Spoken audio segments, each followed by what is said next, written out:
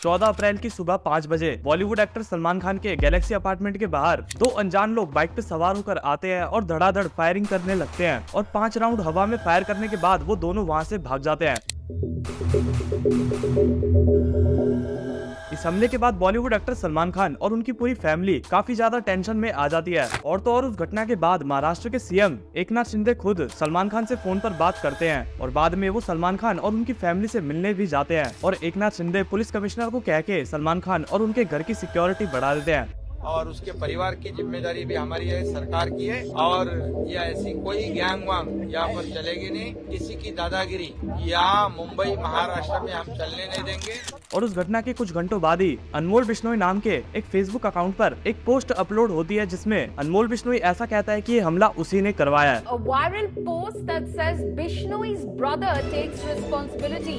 हालांकि अब सवाल ये उठता है कि भला वो दो लोग कौन थे और ये अनमोल बिश्नोई कौन है जो कि सलमान खान को जान से मारना चाहता है और उस हमले की जिम्मेदारी अपने आप पर ले रहा है। और भला कैसे जो पुलिस एक आम आदमी के गुनहगार को पकड़ने में सालों का समय लगा देती है, उसी पुलिस ने कैसे सिर्फ 48 घंटों के अंदर ही उन दोनों शूटर्स को सलाखों के पीछे डाल दिया। और एक ऐसा एक्टर जिसकी पहुंच अंडरवर्ल्ड से लेकर बड़े बड़े पॉलिटिशियंस तक है, तो भला इतने बड़े सेलिब्रिटी को मारना इतना आसान भी है या फिर नहीं। आज की इस वीडियो में हम इन्हीं सब चीजों के बारे में जानने वाले हैं, तो वीडियो से एंड तक बने रहे। तो जब हम करेंगे तो पता लग ही जाएगा। सलमान खान का करेंगे, मारेंगे यहीं जोधपुर में मारेंगे तो पता लग जाएगा इनको।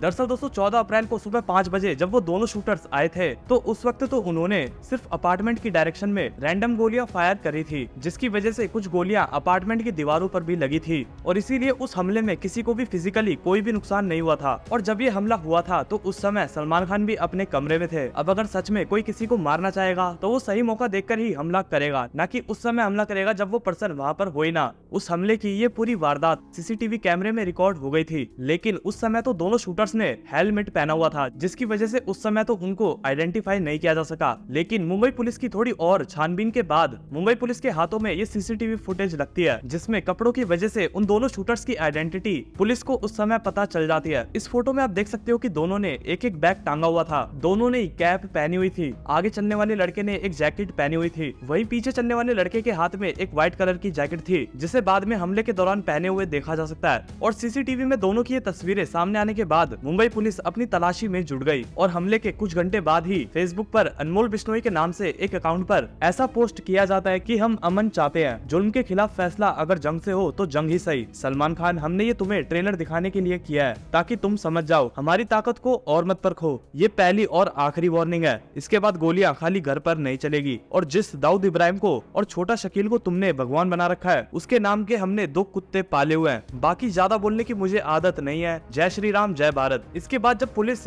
इस पोस्ट के बारे में और छानबीन करती है कि ये पोस्ट कहां से और किसने अपलोड किया है, तो पुलिस को ऐसा पता चलता है कि इस पोस्ट को पुर्तगाल से अपलोड किया गया है। यानी कि इस पोस्ट को जिसने भी अपलोड किया था उसने इस पोस्ट को अपलोड करते समय वीपीएन का इस्तेमाल किया होगा। अब आप ये सोच रहे होंगे कि भला ये अनमोल बिश्नोई और लॉरेंस बिश्नोई ग्रुप ये क्या है, तो इसके बारे में हम आपको आगे बताने वाले हैं। सलमान खान के अपार्टमेंट में फायरिंग करने के बाद वो दोनों शूटर जिस बाइक पे आए थे उस बाइक को माउंट मैरी चर्च नाम की जगह पर छोड़कर वो दोनों बांद्रा रेलवे स्टेशन भाग जाते हैं और वहाँ से लोकल ट्रेन में बैठकर वो दोनों सेंटा क्रूज नाम की जगह पर भाग जाते हैं और वहाँ से एक ऑटो पकड़कर दहीसार के लिए रवाना हो जाते हैं। अब दहीसार से वो 4,500 रुपए में एक कैब बुक करके सूरत भाग जाते हैं। वैसे तो उनका इरादा सूरत से ट्रेन पकड़ के काफी ज्यादा दूर भागने का था, लेकिन उनकी वो ट्रेन मिस हो जाती है, जिसकी वजह से वो बाद में सूरत से एक प्राइवेट बस में बैठकर भुज की ओर भाग जाते हैं। और भुज जाने के बाद उनके पास जो भी हथियार होते हैं वो उसे तालाब में फेंक देते हैं और एंड में वो भुज से 95 किलोमीटर दूर मतानुमद नाम के टेम्पल में रेस्ट करने के लिए रुकते हैं और उसी जगह पे मुंबई पुलिस उन्हें दर दबोचती है। अब जरा जानते हैं कि मुंबई पुलिस ने सिर्फ चंद घंटों में ही इन शूटर्स को कैसे पकड़ लिया। इस मामले में पुलिस का ऐसा कहना था कि हमले से लगभग 25 दिन पहले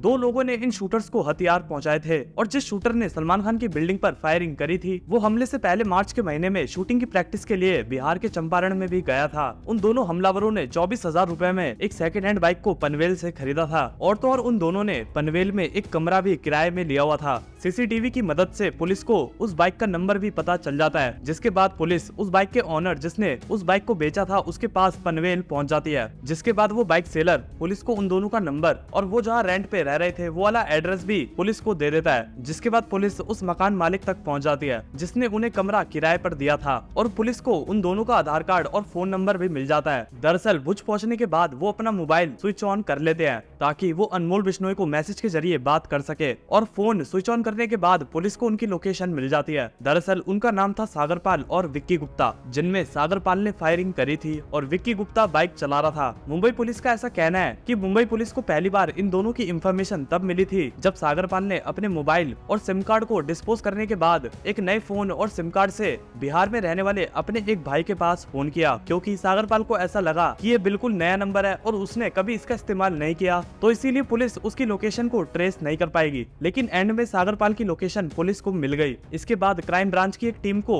मुंबई से भुज की ओर भेजा गया, लेकिन जब पुलिस की टीम वहां पर पहुंची तो उस समय वो दोनों वहां पर नहीं थे जहां से उनकी लोकेशन ट्रेस हुई थी और उन्होंने अपने फोन भी बंद कर दिए थे। जिसके बाद पुलिस ने वहां पर मौजूद जो ढाबे थे और दुकानें थी वहां के लोगों को उनकी तस्वीरें दिखाकर पूछताछ की। दरअसल जो सागरपाल था उसकी नाक थोड़ी लंबी थी और उसकी बियर्ड भी नॉर्मल से थोड़ी अलग थी, इसीलिए सागरपाल को आइडेंटिफाई करना आसान था। और बाद में जब पुलिस की टीम एक दुकान में पूछताछ करने गई तो दुकान के मालिक ने पुलिस की टीम को बताया कि उसने 2 लोगों को वहां जाते हुए देखा है और इसके बाद पुलिस ने उन जगहों को टारगेट किया जहां पर कोई भी आसानी से आया जा सकता हो, जहां किसी के ऊपर कोई भी रेस्ट्रिक्शन ना हो, जैसे कि मंदिर, धर्मशाला, पार्क वगैरह। और एंड में पुलिस ने उन्हें भुज से 95 किलोमीटर दूर एक मंदिर में सोते हुए पकड़ लिया। पुलिस का ऐसा कहना है कि उन दोनों को सलमान खान के अपार्टमेंट के बाहर शूटिंग करने के लिए 4 लाख रुपए ऑफर किए गए थे और इस काम के लिए उन्हें 1 लाख रुपए की एडवांस पेमेंट भी दे दी गई थी। और पुलिस ने ऐसा भी बताया कि उनका मकसद सिर्फ और सिर्फ सलमान खान और उनकी फैमिली को डराना था, ना कि उन्हें जान से मारना। और इस तरीके से सिर्फ 48 घंटों के अंदर ही मुंबई पुलिस उन दोनों शूटर्स को पकड़ लेती है। और हाल ही में 25 अप्रैल गुरुवार के दिन भी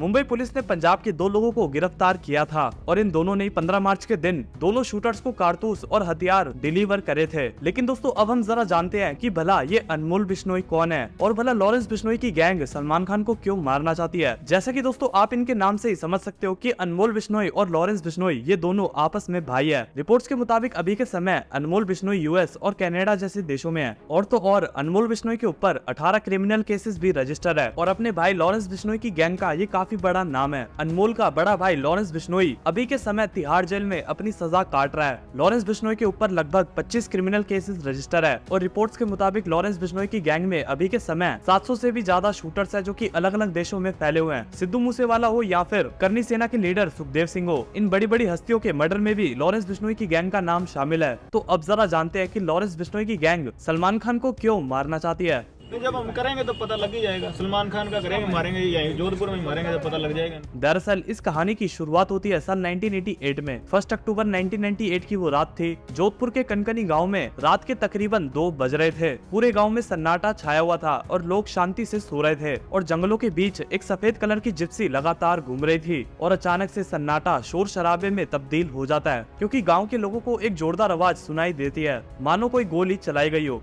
आधी रात को ऐसी आवाजें सुनकर गांव के लोग लाठी और डंडों को उठाकर उस तरफ निकल जाते हैं जहां से गोली चलने की आवाज आई थी। और जब गांव वाले वहां पहुंचते हैं तो वो देखते हैं कि 2 काले हिरणों का शिकार किया गया है और उसी समय गांव वालों ने एक जिप्सी को वहां से भागते हुए देखा जिसमें कुछ नौजवान लड़कियां और लड़के सवार थे। तो क्या क्या दिख रहा था आपको उसमें? लाइट गाड़ी घूमती तो नजर आई और जरा तो गाड़ी तो आते तो कोई टाइम ही को लागे, जिप्सी आते कहीं टाइम लागे, वही से हटाया अपने पास में। गांव के लोगों की भीड़ में से एक व्यक्ति एक नौजवान लड़के को यानी कि सलमान खान को पहचान लेता है, क्योंकि उन दिनों जोधपुर में फिल्म हम साथ साथ है की शूटिंग चल रही थी और इसीलिए सलमान खान, सैफ अली खान, तब्बू, सोनाली बिंद्रे, इन पर ये आरोप लगाए गए कि वो एक साथ रात के समय जिप्सी में बैठकर शिकार करने के लिए गए थे। जिसके बाद 15 अक्टूबर 1998 के दिन सलमान खान के खिलाफ FIR दर्ज करवा दी गई। लेकिन इस केस में पहली अजीब चीज ये देखी गई कि जो चश्मदीद ये दावा कर रहा था कि सलमान खान ने शिकार किया है, वो बाद में अपने बयान से पलट जाता है और बाद में उसने कोर्ट में मेडिकल सर्टिफिकेट लगा के ये अर्जी लगाई कि उसे ठीक से कुछ भी याद नहीं रहता। इसके बाद उसे इस केस से अलग कर दिया गया।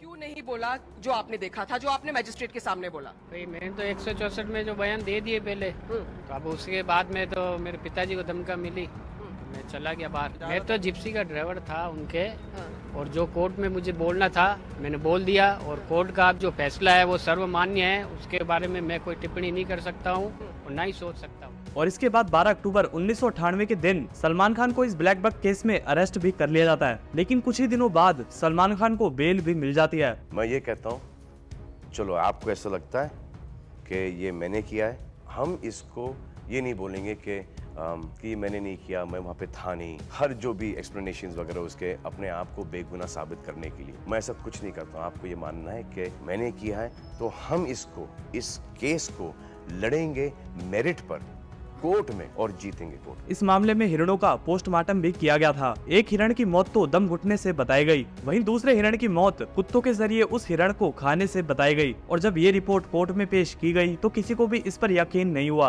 और इसीलिए इसके बाद इस मामले के लिए मेडिकल बोर्ड की तरफ रुख किया गया। और दूसरे पोस्टमार्टम में दोनों हिरणों की मौत का कारण गन शॉट इंजरी ही बताई गई। और तो और मेडिकल टीम ने जिप्सी पर मौजूद खून के धब्बों का भी सैंपल लिया था, जिसकी डीएनए रिपोर्ट में काले हिरण के शिकार के मामले का खुलासा हुआ। आपको बता दें कि सलमान खान का ये ब्लैक बक केस आज भी कोर्ट में चल रहा है, और आज तक जितनी बार भी कोर्ट ने उनसे इन एलिगेशंस पर सवाल पूछे हैं तो सलमान खान ने हर बार उन एलिगेशंस को नकारा है। और यही वो रीजन है कि लॉरेंस बिश्नोई की गैंग सलमान खान को मारना चाहती है, क्योंकि लॉरेंस बिश्नोई बिश्नोई समाज से आता है, और बिश्नोई समाज का नाम भगवान विष्णु के नाम पर पड़ा है। बिश्नोई समाज के लोग एनवायरमेंट की पूजा करते हैं, और तो और बिश्नोई समाज के लोग हिंदू गुरु श्री जम्बेश्वर भगवान को मानते हैं, जो कि राजस्थान के बीकानेर से थे, और इन्हें पर्यावरण से काफी ज्यादा प्यार था। ये हमेशा पेड़ पौधे और जानवरों की रक्षा करने का मैसेज देते थे, और इन्होंने ईयर 1485 में बिश्नोई समाज की स्थापना करी थी। इसके अलावा गुरु जम्बेश्वर द्वारा दिए गए 29 नियमों का पालन करने पर इस समाज के लोग 20+9 यानी कि बिश्नोई कहलाए। और इस समाज के लोग काले हिरण को काफी ज्यादा पूजते हैं, और तो और बिश्नोई समाज की औरतें तो किसी बच्चे की तरह हिरण को अपना दूध पिलाती है। और इसी काले हिरण के शिकार मामले की वजह से लॉरेंस बिश्नोई और उसकी गैंग सलमान खान को मारना चाहती है, क्योंकि लॉरेंस बिश्नोई का ऐसा कहना है कि आज तक सलमान खान को उस काले हिरण शिकार मामले में कोई सजा नहीं हुई। और तो और सलमान खान ने बिश्नोई समाज के लोगों से उस काले हिरण शिकार मामले के लिए माफी तक नहीं मांगी। काला हिरण या दूसरा हिरण हमारे नहीं माना जाता, नहीं मारने देते। पूछे सलमान खान को, उनकी माँ या बहन को मार के फिर हम सॉरी बोलेंगे तो वो हमें माफ करेंगे क्या? खैर दोस्तों, आपका इसके बारे में क्या कहना है हमें कमेंट करके जरूर बताइएगा। क्या लॉरेंस बिश्नोई सलमान खान का कुछ बिगाड़ भी पाएगा या फिर नहीं? कमेंट करके बताइएगा जरूर। और अगर आपको ये वीडियो पसंद आई हो तो वीडियो को लाइक करके चैनल को सब्सक्राइब भी जरूर करें, और नोटिफिकेशन बेल को भी ऑल पे कर लें, ताकि आपको आगे भी ऐसी वीडियो देखने को मिलती रहे। मिलेंगे ऐसी किसी नई वीडियो के साथ, तब तक के लिए बाय बाय, जय हिंद।